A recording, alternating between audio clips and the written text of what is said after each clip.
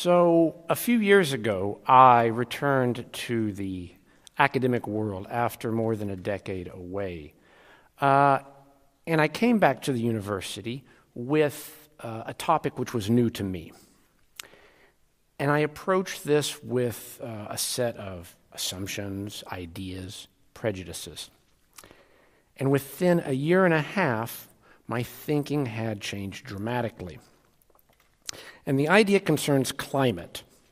Now, I assume we all know that greenhouse gas emissions, especially from carbon dioxide, from the burning of fossil fuels, will change the climate. That will pose risks for humans and for the environment. So the ideal solution, of course, is to reduce greenhouse gas emissions.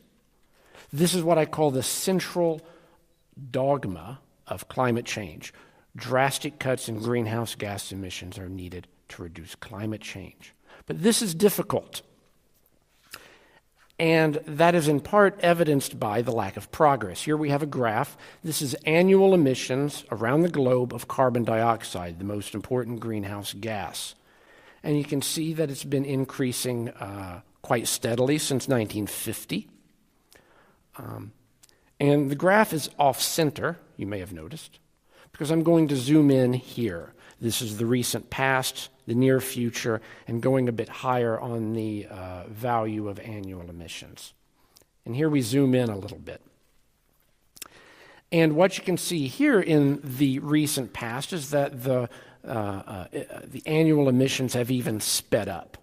But what I want to draw your attention to here are all these little lines that are shooting off the side. Since 1990, which is around the time that we've become concerned about the risk of climate change, scientists have been creating possible scenarios of the future, and they keep revising them. And those are all these various lines shooting off to the sides. And what I see here is that actual emissions, which is the fat black line with the black circles, is closer to the pessimistic scenarios of the past than to the optimistic ones. So, greenhouse gas cuts are difficult. And it's not just because powerful vested economic interests like oil companies are getting in the way of good policies. It's hard in part because serious cuts in greenhouse gases are expensive. Now, keep in mind that future emissions are going to happen primarily in poor developing countries, and that the burning of fossil fuels remains essential to economic development. So, to some degree, calls for drastic cuts in greenhouse gases is us rich people telling poor countries that they need to stay a little bit poor because of our past actions. Cuts in greenhouse gas emissions are also difficult because we would take expensive actions whose benefits would be spread out throughout the world. And these would primarily be concentrated on the far side of the world and in the future. So you can imagine that serious cuts in greenhouse gas emissions might not turn out to be politically popular.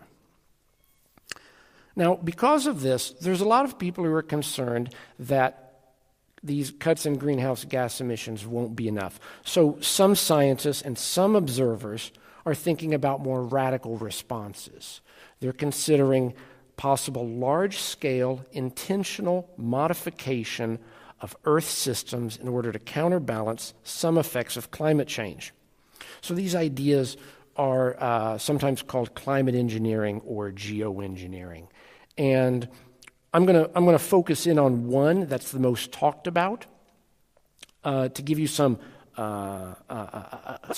concrete to visualize. But you need to know that there's a broad range of ideas. They vary quite a bit in what they would try to do, how they would go about it, what their capacities are, how much they would cost, and so forth. And the idea for this most widely discussed form of climate engineering comes from volcanoes.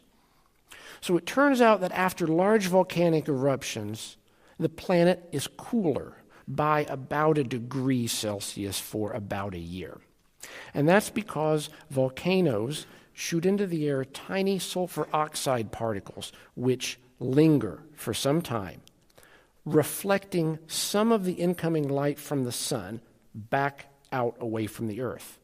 That cools the Earth a bit like putting one of those gray reflective shields on your car's window on a hot summer day.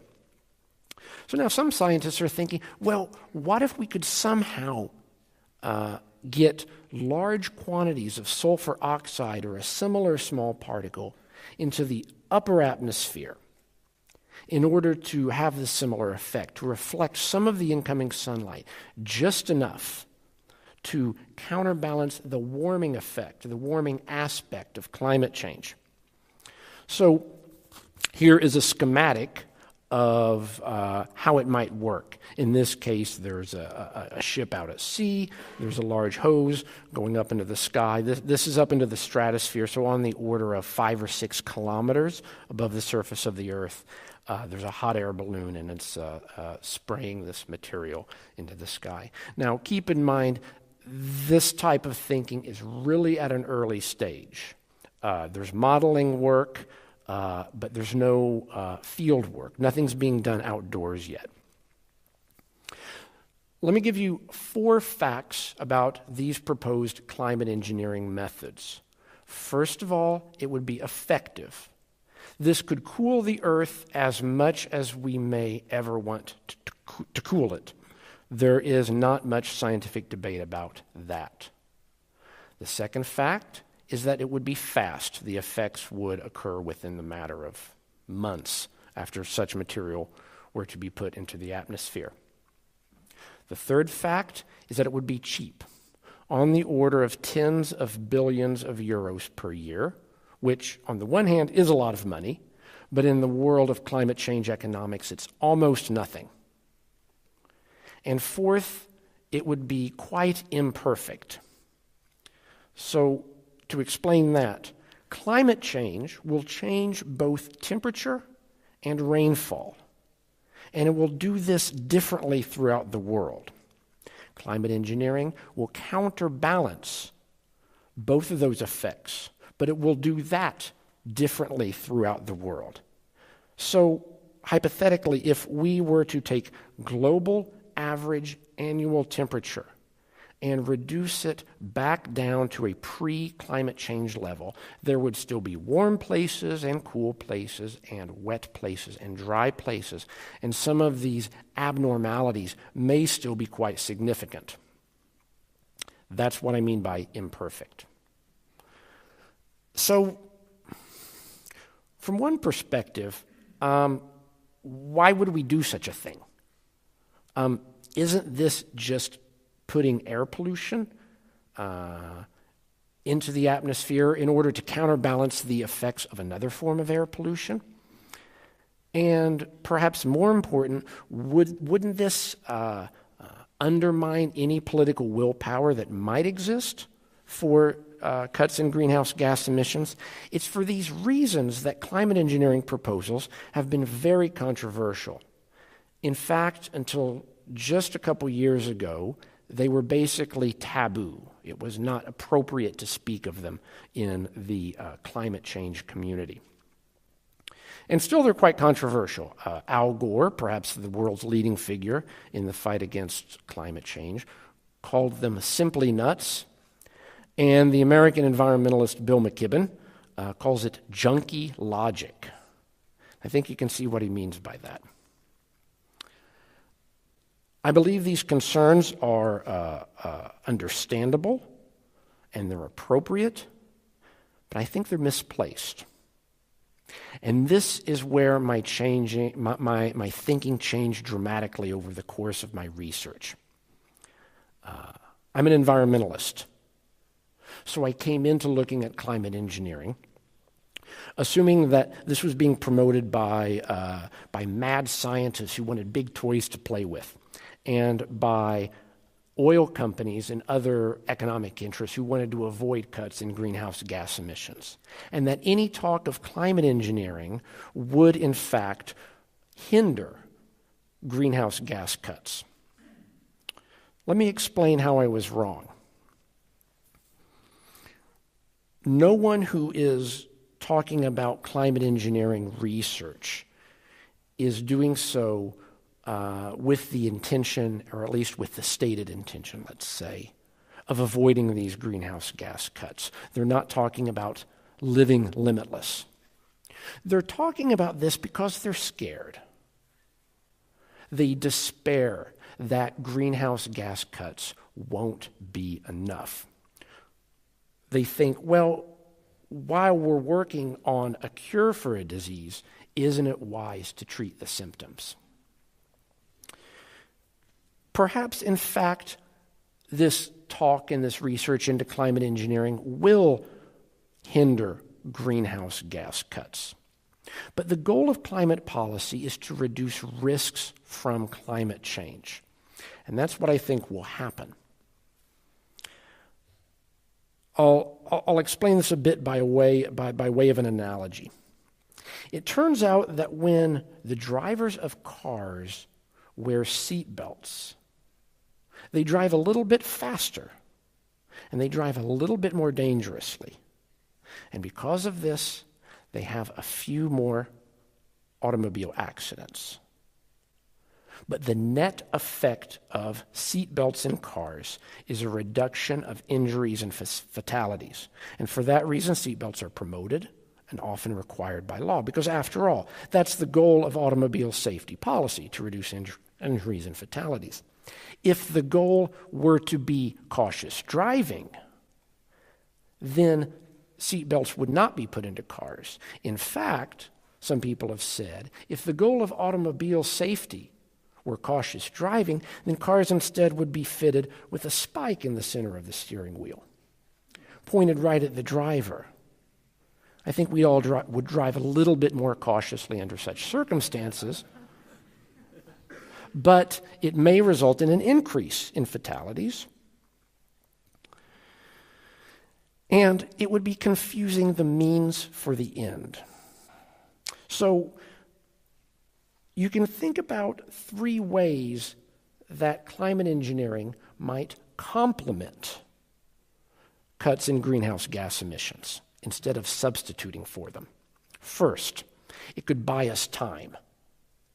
It could moderate the worst effects of climate change while we're doing research and developing technologies on, for example, green energy and methods to remove greenhouse gases from the atmosphere. Second, note that it's the rate of climate change that can be particularly dangerous. How fast does the climate change? Climate engineering could be used to slow down the rate of climate change. And third, note that climate change is both delayed and uncertain. And by delayed, what I mean is that the greenhouse gases we're emitting today are going to be the cause of climate change in the future. If the world were to somehow completely stop emitting greenhouse gases today, the climate would keep changing for about 50 years. There's some, momentum in the system, so to speak. And it's uncertain in the sense that scientists have estimates of how much the climate will change and how much the world will warm up for a given amount of greenhouse gas emissions, but there's significant uncertainty in that estimate. So if you put those things together, you could imagine a scenario where climate change might turn out to be much worse than we expected. And in such a scenario, climate engineering could serve as a tool which could be accessed in such an emergency. You can think of it as a type of an insurance policy. So let me start wrapping up. Climate change is real. It presents serious risks to humans and to the environment. But it is not the type of problem that is going to be solved with a singular solution. It is a problematic condition which is going to be managed through a number of tools. And at the top of that list is indeed serious cuts in greenhouse gas emissions.